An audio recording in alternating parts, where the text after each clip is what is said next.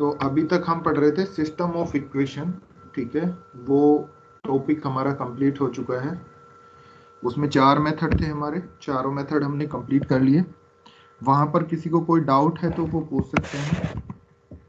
उसमें दो ही टाइप के क्वेश्चंस आएंगे, या तो सिस्टम ऑफ इक्वेशन को सोल्व करना आएगा किसके थ्रू, गॉस एलिमिनेशन से नॉर्मली, या फिर कंप्लीट से तो नहीं आएगा, उससे आएगा सॉरी पार्शली पाइवटिंग से, ठीक है। दूसरा क्वेश्चन आ सकता है गॉस जॉर्डन से, वहां से मोस्टली क्वेश्चन के चांसेस रहते हैं इनवर्स फाइंड आउट करने के लिए। इनवर्स फाइंड आउट करा ले और उसके बाद सिस्टम ऑफ इक्वेशन को सोल्व करा ले, ठीक है। तो वहां भी दो तरीके के क्वेश्चन बन सकते हैं, तो नॉर्मली आएगा या पार्शली पाइवटिंग आएगा। तीसरा क्वेश्चन बनता है तुम्हारा गोस सॉरी इससे इटरेशन मेथड से, इटरेटिव मेथड से। तो गोस जैकोबी इटरेशन मेथड या गोस सीडल मेथड। तो यहाँ भी तुम्हें क्वेश्चन सोल्व करने के लिए ही आएगा। इसमें रेट ऑफ कन्वर्जेंस वाला जो कॉन्सेप्ट था वो तुम्हारे सिलेबस का पार्ट नहीं है, तो वो नहीं आएगा, ठीक है।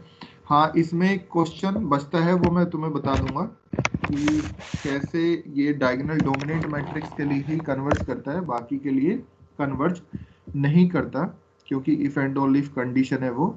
तो वो मैं एक दिन फिर बता दूंगा, अदरवाइज आज बताने लगूंगा तो फिर ये टॉपिक कंप्लीट नहीं हो पाएगा, तो इसको आज कंप्लीट कर लेते हैं। इंटरपोलेशन एंड अप्रोक्सीमेशन, ये यूनिट सेकंड का सेकंड टॉपिक है तुम्हारा, ठीक है।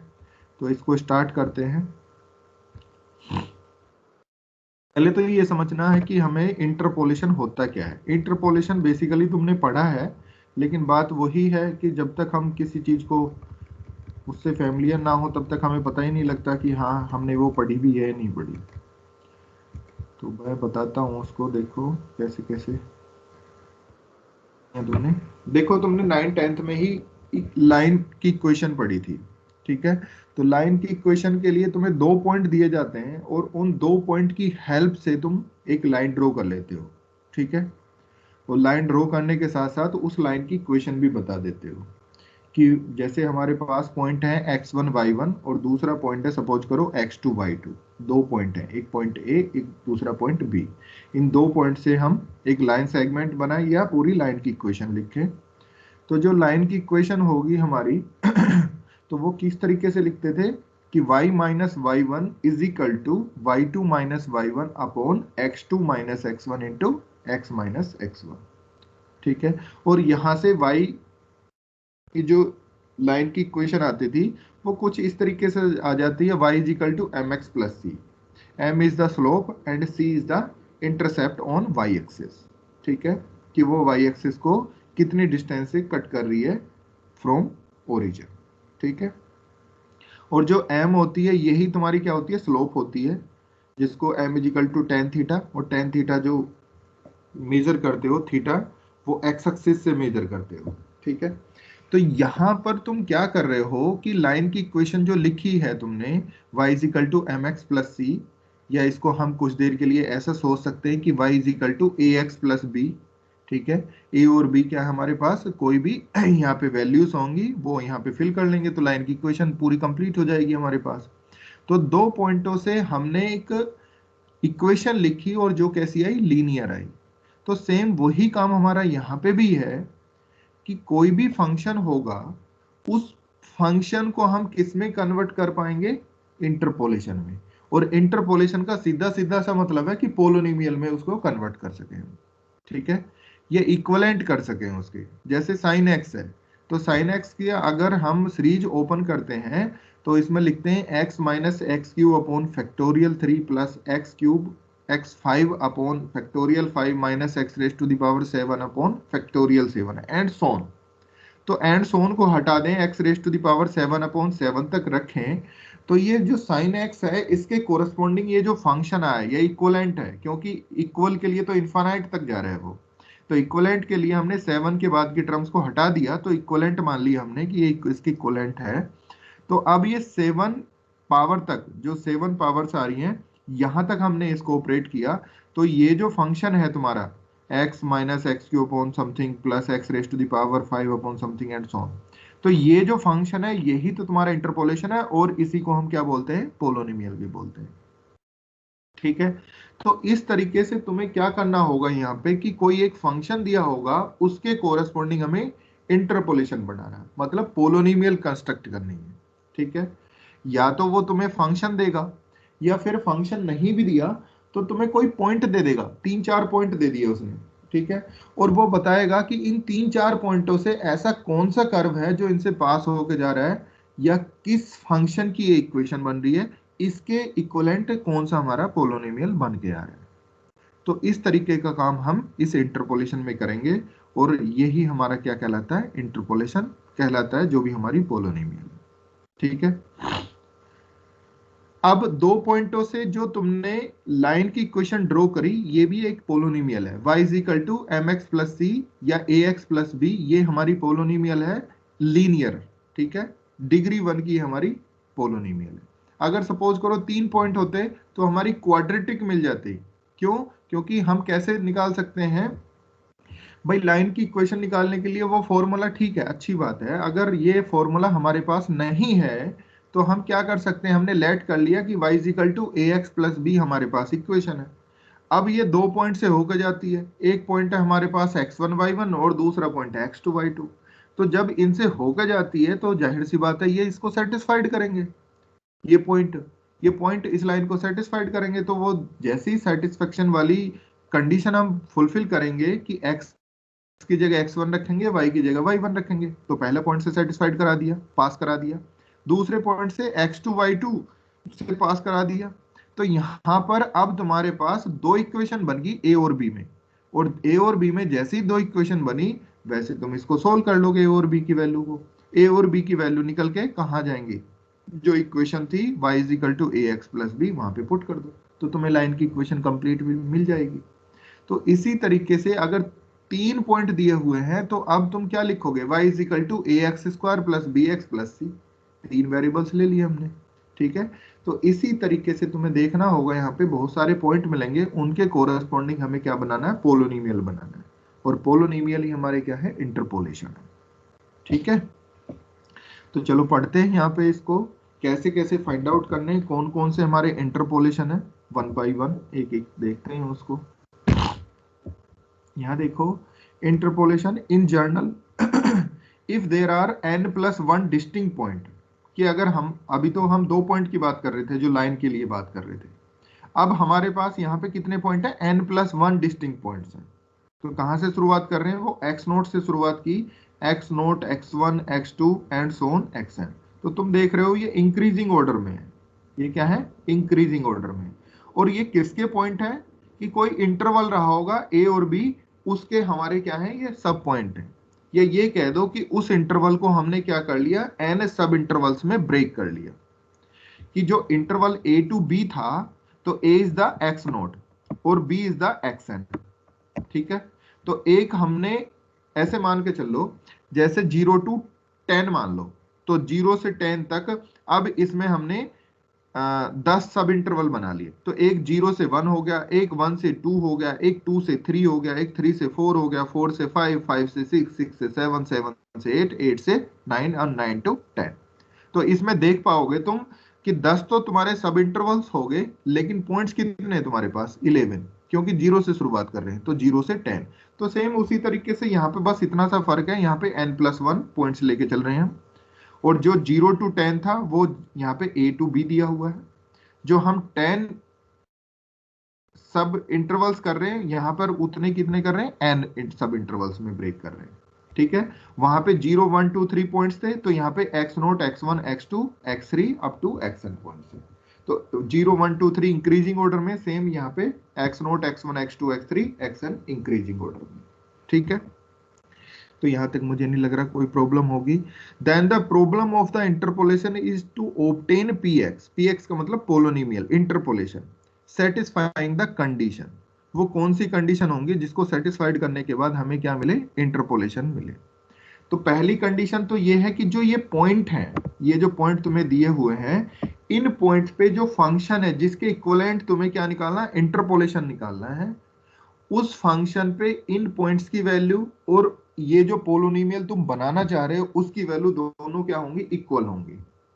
ठीक है, तो हमने वही लिखा कि जिस फंक्शन के इक्वलेंट हम पोलोनिमियल बनाना चाह रहे हैं उस फंक्शन के इक्वलेंट जो पोलोनिमियल आएगी इन पॉइंट्स पे वैल्यू क्या देगी, वो सेम देगी।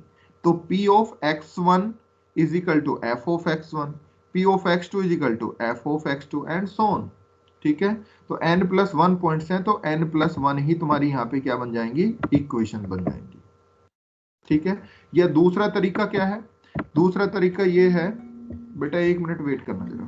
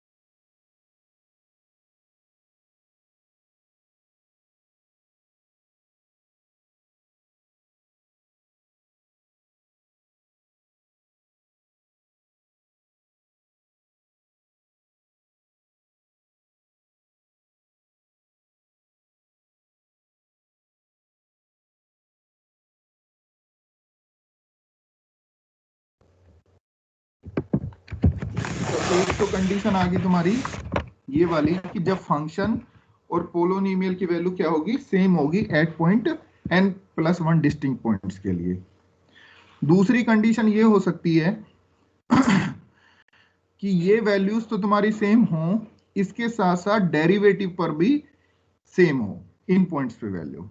ठीक है, तो दो कंडीशन है, इन दोनों कंडीशन से अलग अलग तरीके के हमारे क्या मिलेंगे, इंटरपोलेशन मिलेंगे। अब देखते हैं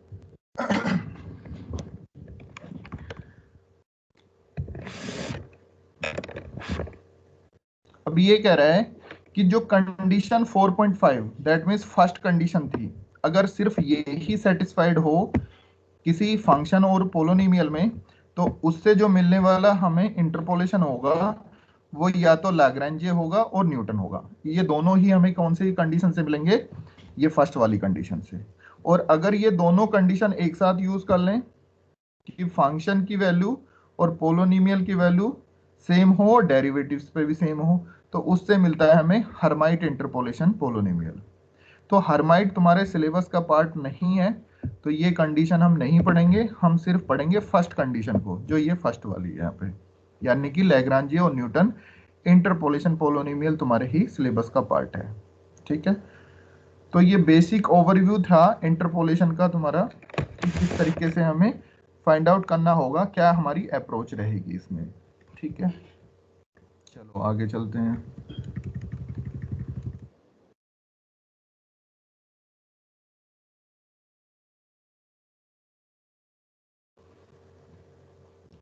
अब पढ़ते हैं हम लैग्रांजे और न्यूटन इंटरपोलेशन जो हैं ये एग्जिस्ट करते हैं तो कब करेंगे। ठीक है, कोई हमारे पास पोलोनिमियल सॉरी कोई फंक्शन है और उसके कोरस्पॉन्डिंग हमें क्या मिली हुई है, वैल्यूज मिली हुई हैं, तो हमें चेक करना है क्या लैग्रांजे इंटरपोलेशन हम फाइंड आउट कर सकते हैं या नहीं कर सकते, यानी कि एग्जिस्ट कर रहा है या नहीं कर रहा। तो एग्जिस्टेंस की वो क्या कंडीशन है जिससे हम चेक कर सकते हैं। तो पहले देखते हैं हम यहाँ पे कि we assume that we are a given interval a to B.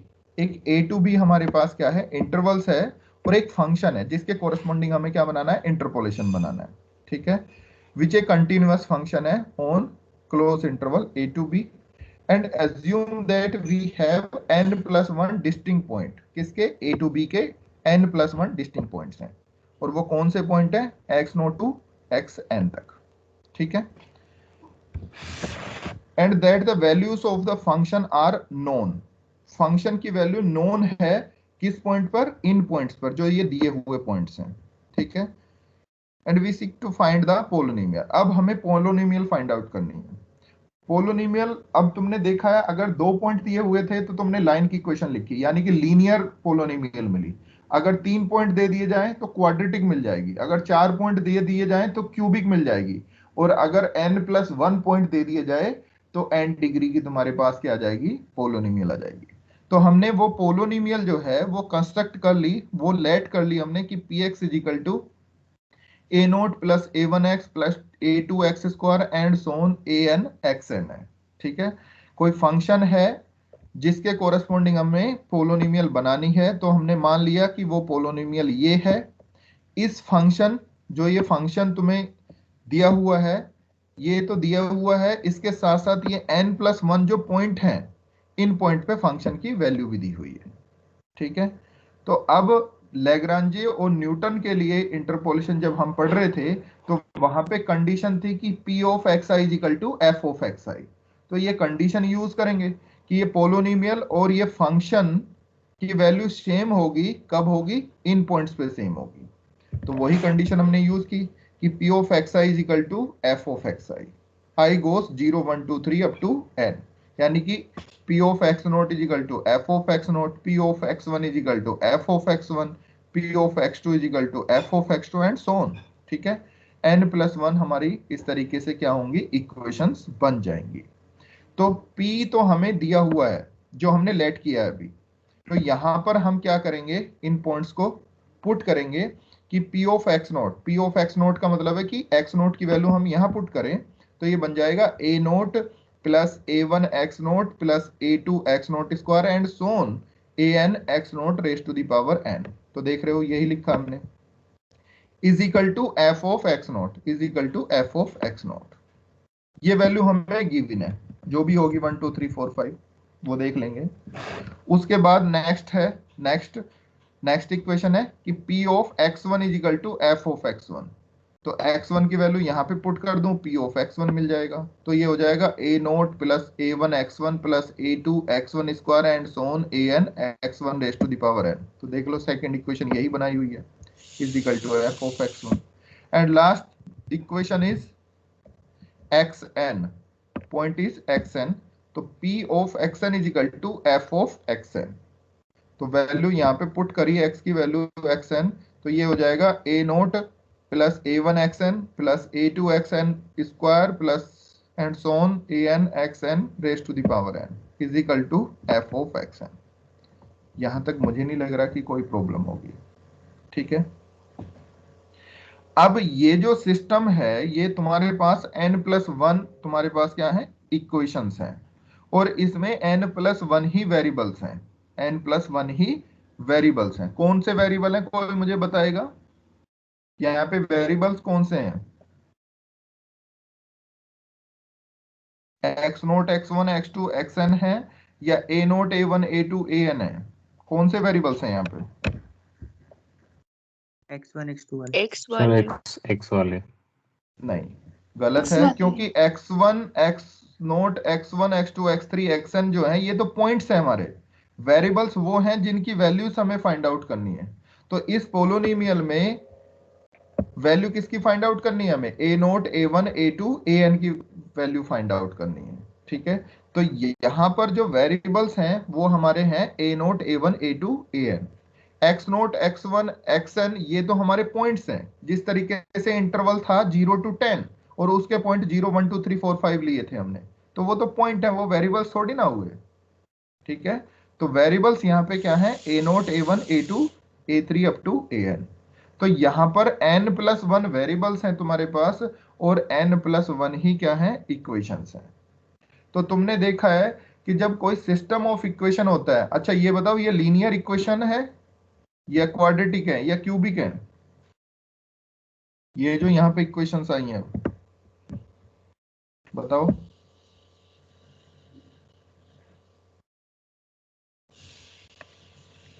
बताओ बेटा। सर लीनियर है। लीनियर है, क्यों लीनियर है? सर अगर ए वाली डिग्री वेरिएबल है तो लीनियर ही होगी। हाँ गुड, क्योंकि हमारे वेरिएबल्स हैं a1 a2 an और वो क्या है, सिंगल डिग्री के हैं, तो इसका मतलब लीनियर है। तो लीनियर सिस्टम ऑफ इक्वेशन दिया हुआ है। तो लीनियर सिस्टम ऑफ इक्वेशन जब दिया होता है और उसमें चेक करना हो कि इसका सिस्टम का सॉल्यूशन एग्जिस्ट कर रहा है या नहीं कर रहा, तो हम क्या चीज चेक करते हैं? ax इजिकल टू बी अगर कोई सिस्टम ऑफ इक्वेशन है और हमने मैट्रिक्स फॉर्म में लिख दिया कि ax इजिकल टू बी, तो इसका सॉल्यूशन कब एग्जिस्ट करता है, कोई मुझे बताएगा?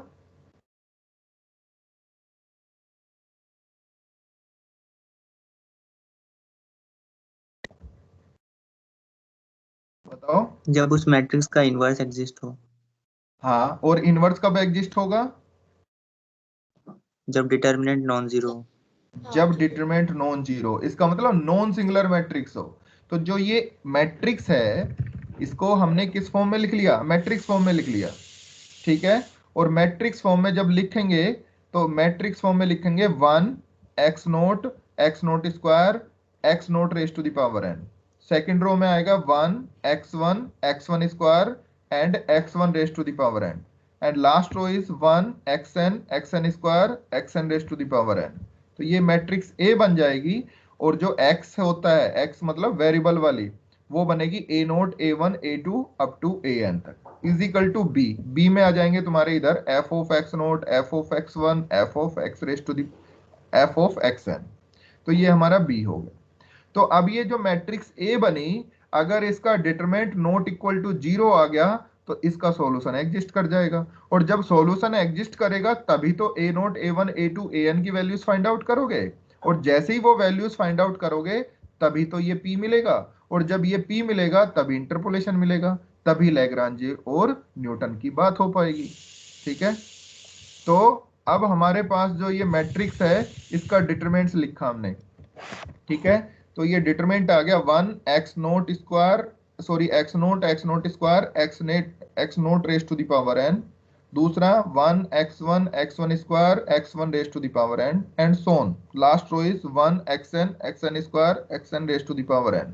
ये डिटरमिनेंट कैसा हो? नॉट इक्वल टू 0 हो, तभी उसका सॉल्यूशन क्या करेगा? एग्जिस्ट करेगा। देखो ये लिखा भी, this system of equation has a unique solution और the polynomial px exist if the, इसको बोलते हैं वेंडर मोंडे डिटरमिनेंट्स, इसको v से डिनोट करते हैं और इसके पॉइंट जो भी होते हैं उनके साथ लिख लेते हैं। तो v of x nought x1 x2 is equal to determinants of that matrix, ये नॉट इक्वल टू 0 होना चाहिए, तभी क्या करेगा? ये system of equation solution exist करेगा, ठीक है। तो पहली कंडीशन हमारी क्या है कि एग्जिस्टेंस की कंडीशन क्या है कि वेंडे मोंडे डिटरमिनेंट्स कैसा हो? नॉट इक्वल टू 0 हो, ठीक है। तो कई बार ये क्वेश्चन पूछ लेता है तुमसे कि कुछ पॉइंट देके पूछने लग जाए कि बताओ लैग्रांजे या न्यूटन इंटरपोलेशन एग्जिस्ट करेगा या नहीं करेगा, तो तुम्हें क्या निकालना है? वेंडे मोंडे डिटरमिनेंट्स फाइंड आउट करना है। वो कैसे आना चाहिए? नॉट इक्वल टू 0 आना चाहिए, ठीक है। तो एक पॉइंट तो तुम्हारा ये हुआ, इसको छोड़ दो, चलो इसमें कुछ नहीं है, आगे तो चल ही रहे हैं हम।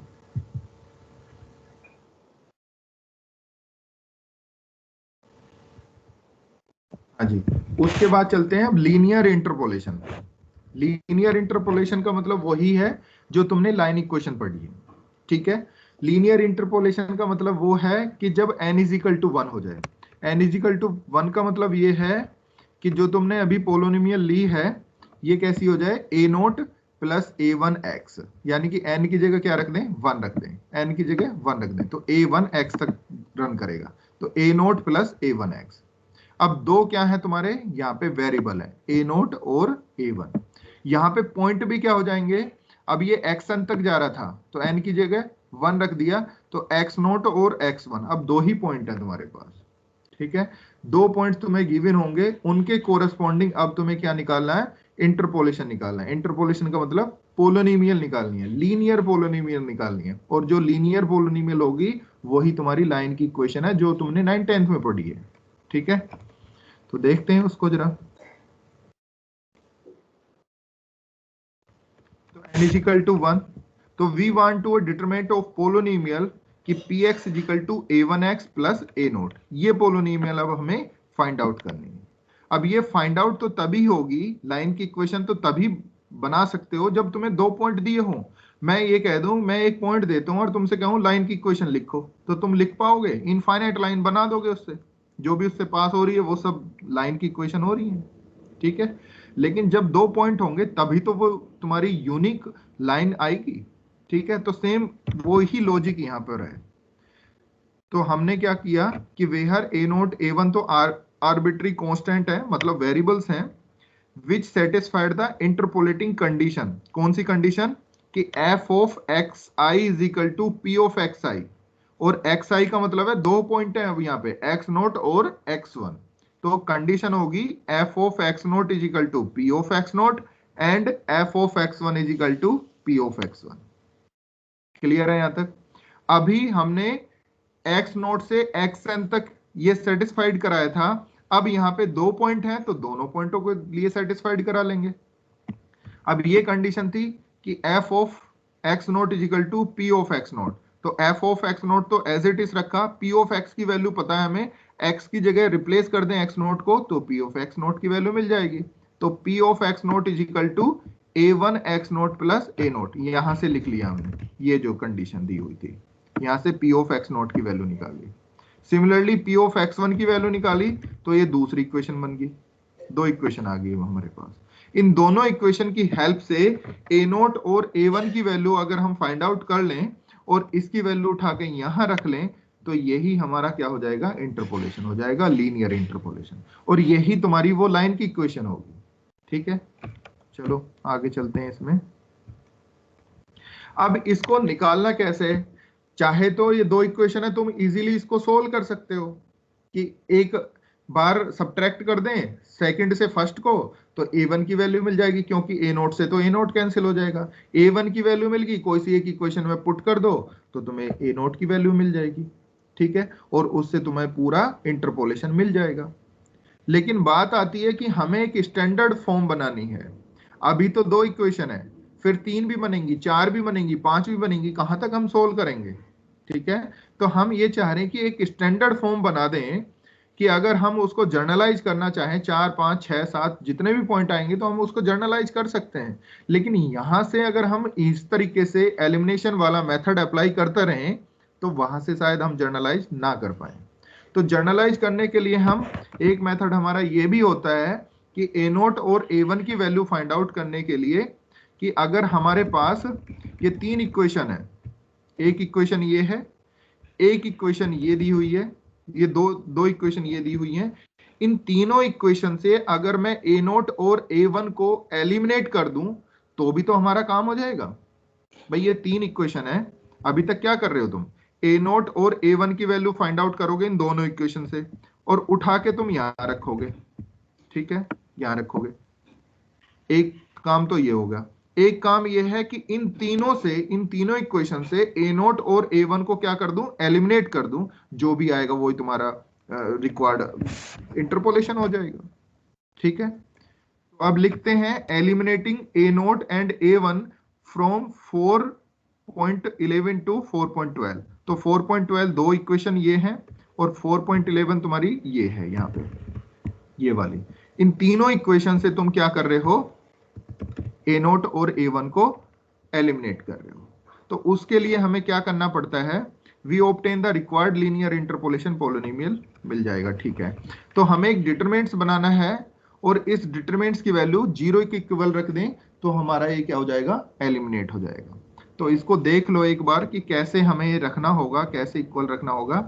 कि यहाँ देखो px is equal to a1x plus a nought दिया हुआ है, तो यहाँ पर लेफ्ट साइड में कितना है? px, तो px as it is a1 का कोफिशिएंट कितना? x, और a नोट का कोफिशिएंट कितना? 1। तो देखो यहाँ पे जो ये डिटरमिनेंट्स बनाया है इसकी फर्स्ट रो है px, a note sorry a1 का कोफिशिएंट x और a नोट का कोफिशिएंट 1। सेकंड में देखो यहां पर लेफ्ट साइड में f ऑफ x नोट, तो f ऑफ x नोट आ गया, A1 का कोफिशिएंट x नोट है, A नोट का कोफिशिएंट 1 है, तो वही लिखा हमने। थर्ड रो में f ऑफ x1, A1 का कोफिशिएंट x1 है और A नोट का कोफिशिएंट 1 है, इज इक्वल टू 0। यहां से इस डिटरमिनेंट को सोल्व करोगे तो यहां से भी तुम्हें px की वैल्यू मिल जाएगी जो फ्री फ्रॉम A नोट और A1 होगा। ये वही निकल के आएगी वैल्यू जो तुम यहां से A नोट और A1 की वैल्यू निकाल के तुम यहां पे पुट करोगे इस वाली इक्वेशन में, तो ये दोनों इक्वेशन ही तुम्हारी क्या आएंगी, सेम बन के आएंगी। लेकिन बात यह है यहां पर जो A नोट और A1 की वैल्यू फाइंड करके 4.11 में रख रहे हो, यहां पर तुम्हारा कोई पैटर्न फॉलो नहीं होगा, लेकिन जैसे ही तुम इस डिटरमिनेंट्स को सोल्व करोगे तो यहां पर एक पैटर्न फॉलो होगा। इस पैटर्न से हम क्या कर सकते हैं, जर्नलाइज कर सकते हैं। अभी 2 पॉइंट्स के लिए काम कर रहे थे, फिर 3 पॉइंट्स के लिए काम कर सकते हैं, 4 के लिए भी कर सकते हैं, 5 के लिए भी कर सकते हैं, एंड n पॉइंट्स के लिए भी कर सकते हैं। ठीक है, तो ये जर्नलाइजेशन के लिए ही हमने ये तरीका अपनाया। ठीक है, चलो इसके बाद अब बात आती है, ये तो हो गया हमारा, यहां तक हम अभी इंटरपोलेशन की बात कर रहे थे। ठीक है, यहां तक हम इंटरपोलेशन की बात कर रहे थे कि हमें इंटरपोलेशन मिल जाएगा। अब यहां से हम दो इंटरपोलेशन की बात करेंगे कि हमें लैग्रांजे बनाना है कि न्यूटन बनाना है। दोनों से आंसर सेम आएंगे हमारे, कोई डिफर नहीं आएंगे, लेकिन तरीका दोनों का अलग अलग है। ठीक है, अब वही बात है, 2 पॉइंट है, 2 पॉइंट से अगर मैं इक्वेशन बना रहा हूं तो लाइन की इक्वेशन आएगी, वो चाहे y is equal to mx plus c से निकाल लो, या y minus y1 is equal to y2 minus y1 upon x2 minus x1 x minus x1 से निकाल लो, या y is equal to ax plus b से निकाल लो, जैसे मन करे वैसे निकाल लो, लाइन की इक्वेशन तो वही आएगी ना। तो सेम इसी तरीके से हमारा लैग्रांजे या न्यूटन इंटरपोलेशन भी सेम ही आएंगे। ठीक है, तो अब लैग्रांजे पढ़ते हैं पहले हम। तो लैग्रांजे ने ये कहा कि ये जो डिटरमिनेंट्स है, ठीक है, इस डिटरमिनेंट्स को अगर हम column wise, first column wise express करें तो उससे हमारा क्या मिल जाएगा, लैग्रांजे इंटरपोलेशन मिलेगा, और उसमें एक पैटर्न फॉलो होगा। ठीक है, उसी पैटर्न के फॉलो से हम सेकंड, थर्ड, फोर्थ, फिफ्थ जो भी अदर्स पॉइंट्स होंगे उनके लिए भी हम इंटरपोलेशन बना सकते हैं। ठीक है, तो अब यहां पे हम क्या कर रहे हैं, फर्स्ट कॉलम के अराउंड इसको क्या कर रहे हैं, एक्सपेंड कर रहे हैं। अभी तक हम क्या करते हैं, फर्स्ट रो के अराउंड इसको एक्सपेंड करते थे। ठीक है, अब फर्स्ट कॉलम के अराउंड इसको एक्सपेंड करना है हमें। तो एक्सपेंड करने के लिए यहां पर पहला पॉइंट क्या, px, तो क्या करते हो, फर्स्ट रो और फर्स्ट कॉलम को एलिमिनेट कर देते हो, जो बचा उसका यहाँ पे डिटरमिनेंट्स लिख लेते हो। तो px into x nought minus x1। ठीक है, तो देखो यहाँ पे वही लिखा है, px into x nought minus x1। Next तुम अब क्या करते थे, माइनस एक्स और फिर फर्स्ट रो और सेकंड कॉलम को एलिमिनेट करने के बाद जो मैट्रिक्स बची उसका डिटरमिनेंट लिखते थे। लेकिन ये फर्स्ट रो के अराउंड एक्सपेंशन था, अब हम कर रहे हैं फर्स्ट कॉलम के अराउंड एक्सपेंशन। तो फर्स्ट पॉइंट के अराउंड लिख लिया, सेकंड पॉइंट अगेन यहाँ पे माइनस से ही शुरू होता है, प्लस माइनस प्लस। ठीक है, इस तरीके से चलता है ये।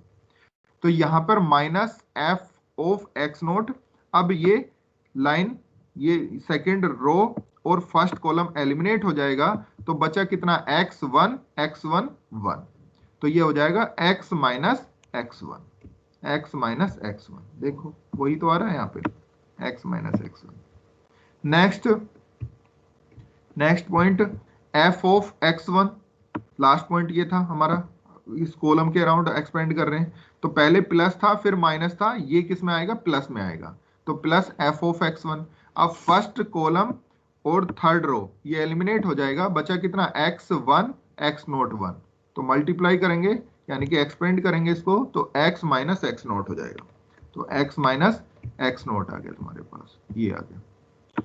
ठीक है, इज इक्वल टू 0। अब यहां से हमें p की वैल्यू फाइंड आउट करनी है। इस p की वैल्यू जो आएगी यही हमारा इंटरपोलेशन है।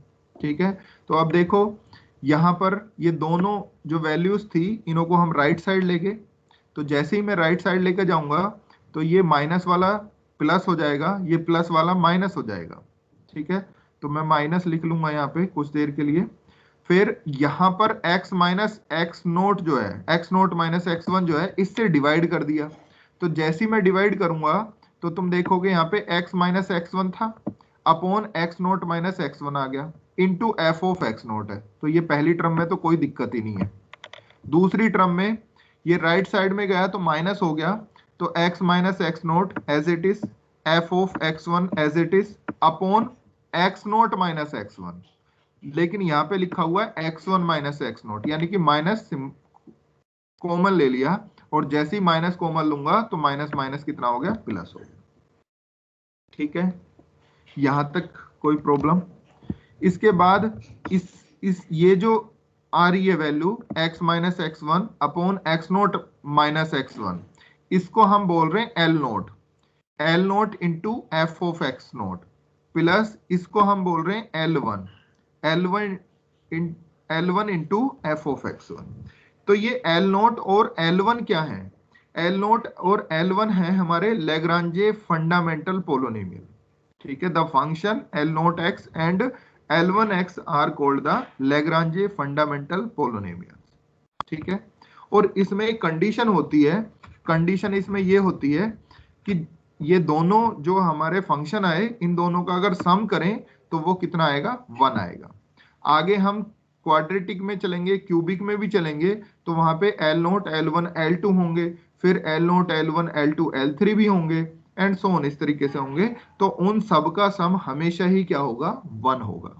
ठीक है, दूसरा एल नोट दिया हुआ है तो एक्स नोट पे ये 1 देगा और अदर पॉइंट पे क्या देगा, 0 देगा। तो L nought x nought check करके देख लो, जब मैं यहां पर एल नोट एक्स नोट रखूंगा तो ये कैंसिल हो जाएंगे, नोमिनेटर डिनोमिनेटर, तो 1 आ जाएगा। लेकिन जैसे ही x1 रखूंगा तो 0 हो जाएगा। सिमिलरली यहां पर L1 x1 1 देगा और अदर्स पॉइंट पे वो क्या देगा, 0 देगा। ठीक है, तो अब यहां पे एक फंक्शन पढ़ा था हमने, delta i j, Kronecker delta i j. इसकी दो वैल्यू होती हैं, तो 0 होती है या 1 होती है। 1 तब होती है जब आई और जे सेम हो जाए, और 0 तब होती है जब आई और जे डिफरेंट हो। ठीक है, तो यहां भी कुछ इसी तरीके से हमारा ये काम कर रहा है कि l i x j is equal to delta i j, और डेल्टा आई जी की वैल्यू मैंने अभी बताई है कि 1 जब i is equal to j, और 0 जब i does not equal to j. तो अब यहाँ पे कुछ देर के लिए एल नोट एक्स नोट रखें, तो i और j दोनों क्या हो गए, सेम हो गए। जैसे ही दोनों सेम हो जाएंगे तो वैल्यू कितनी आ जाएगी, 1 आ जाएगी। तो तुम देख रहे हो यहाँ पे एल नोट एक्स नोट की वैल्यू 1 ही है। एल नोट x1 की वैल्यू रखें, एल नोट x1 यानी कि i 0 है और j कितना है, 1 है, यानी कि दोनों डिफरेंट है, तो कितना हो गया, 0 हो गया। तो देख रहे हो तुम, 0 ही है यहाँ भी वैल्यू। तो इस तरीके से एल आई एक्स जे क्या है हमारा, delta i j, Kronecker delta है। ठीक है, तो ये जो हमारे पास एल नोट और एल वन आए, इसको हम लैग्रांजे फंडामेंटल पोलोनिमियल्स बोलते हैं। इसकी वैल्यूज क्या होती हैं, x minus x one upon x nought minus x one. दूसरी L1 की value x minus x naught upon x1 minus x nought. तो हमें क्वेश्चन वहां पे यही आएगा कि इंटरपोलेशन फाइंड आउट करो। तब उसके लिए तुम्हें ये फॉर्मूला याद रखना होगा, ये जो यहाँ पे फॉर्मूला बनाया हमने, ये वाला, ये फॉर्मूला तुम्हें याद है तो क्वेश्चन हो जाएगा। कैसे कैसे ये फॉर्मूला आया है, इसका काम तुम्हारे सिलेबस का पार्ट नहीं है, ये तो मैंने बता दिया, तुम्हें ये पता रहे कि कैसे कैसे हमने फाइंड आउट किया है। ऐसे माइंड बनाए कि सर ने ये फॉर्मूला हमें रटवा दिया और बस उससे क्वेश्चन सोल्व करा दिए। ठीक है, मैथमेटिक्स में जब तक ये पता ना लगे कि कहां से ये चीजें आ रही हैं, तब तक मजा नहीं आता। तो ये इस तरीके के प्रूफ तुम्हें नहीं आएंगे, तुम्हारे सिलेबस के पार्ट नहीं है, लेकिन फिर भी पता होना चाहिए कि कैसे कहां से आई हैं चीजें। काम की बात इतनी है, तुम्हारे ये फॉर्मूला याद है, ये तैयार है, तो इस पे क्वेश्चन हो जाएगा, तुम्हें पूरे मार्क्स मिल जाएंगे। ठीक है, तो आज की क्लास हम यहीं समाप्त करते हैं। कल इस पे क्वेश्चंस लगाएंगे, लीनियर पे भी, क्वाड्रेटिक पे भी। पहले हम लैग्रांजे कंप्लीट करेंगे और उसके बाद चलेंगे हम न्यूटन डिवाइडेड पर। ठीक है, यहां तक किसी को कोई डाउट हो, कोई मन में किसी प्रकार का कोई क्वेश्चन आ रहा है तो पूछो। वैसे मैंने इस तरीके से डिस्क्राइब किया है कि शायद ना आए कोई क्वेश्चन, लेकिन फिर भी किसी बच्चे को लग रहा है कि नहीं सर मेरा एक क्वेश्चन है, तो पूछ सकते हैं वो। बताओ बेटा। अभिषेक, अंजलि, अनुभव, भाविका, क्लियर है। सब क्लियर है, गुड। भाविका, क्लियर है sir. Okay, Priyanshu, Ridham, Preetika, yes sir clear है। ओके क्लियर है सर। ओके बेटा, चलो ठीक है, तो आज की क्लास हम यहीं कंप्लीट करते हैं, कल इस पे क्वेश्चंस करेंगे, ठीक है। सर इंटरपोलेशन को छोड़ के इसका उल्टा भी कुछ होता है क्या? किसका बेटा? जैसे सर कि इंटर हमें लिखा है तो इंटर। इंटरपोलेशन दे दिया और इसके कोरस्पॉन्डिंग फंक्शन बनाना पड़ जाए, ये कहना चाह रहे हो? Yes sir. हाँ, बना सकते हैं, उसको बना सकते हैं, बिल्कुल, क्यों नहीं बना सकते।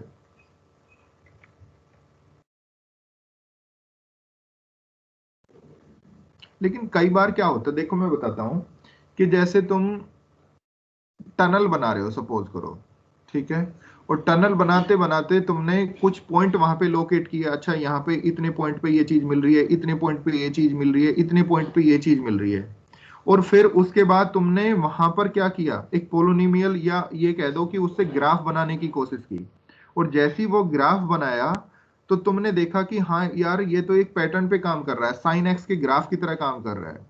तो ये जो कुछ पॉइंट जो मिले हैं, ये 4, 10, 15, 20 पॉइंट या 50 पॉइंट जो मिले हैं, इन पॉइंटों से मैं ये इतना एनालिसिस कर पा रहा हूं कि एक पोलोनिमियल बनी, और ये पोलोनिमियल कुछ इस तरीके से बनकर आ रही है कि इस फंक्शन के इक्विवेलेंट बन रही है। तो अगर आगे के पॉइंटों की हम बात करें तो शायद हम इस पैटर्न पे काम कर सकते हैं कि जो साइन एक्स का ग्राफ यहाँ पे बन रहा है, शायद आगे भी हमारा ऐसे ही बन रहा हो, ठीक है। तो इस तरीके की अप्रोच जो है ना, इंजीनियरिंग में, फिजिक्स में, या ऐसी कंस्ट्रक्शन जो हमारे सिविल इंजीनियरिंग है वहां पे इस तरीके की अप्रोच काम करती है। Okay sir.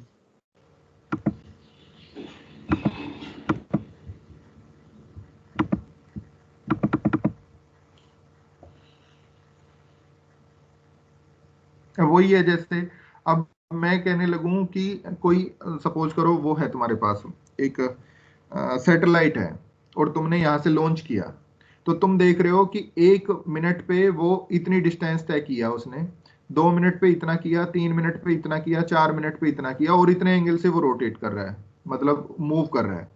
तो तुम उनसे क्या करोगे, उसको अपने लैपटॉप पे रखोगे और वहां से उन पे ये ग्राफ बनाने की कोशिश करोगे। वो ग्राफ के थ्रू जो बना रहे हो तुम, वो पोलोनिमियल ही तो है, और वो पोलोनिमियल को इक्वलेंट करोगे किसी ना किसी फंक्शन के, जैसे कि like sine x, e raise to the power x, log x, कि कोई ना कोई पाथ जो है इसके इक्वलेंट मिल जाए, जिससे कि हम आगे की उसकी स्टडी करने में हमें आसानी हो जाए। तो ये अप्रोच कुछ उस तरीके की वर्क करती है, ठीक है।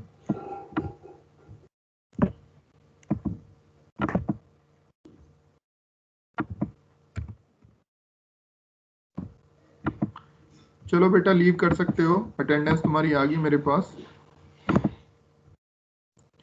ठीक है। ओके, बाय बाय, टाटा, take care. Thank you sir. Okay बेटा, गॉड ब्लेस यू।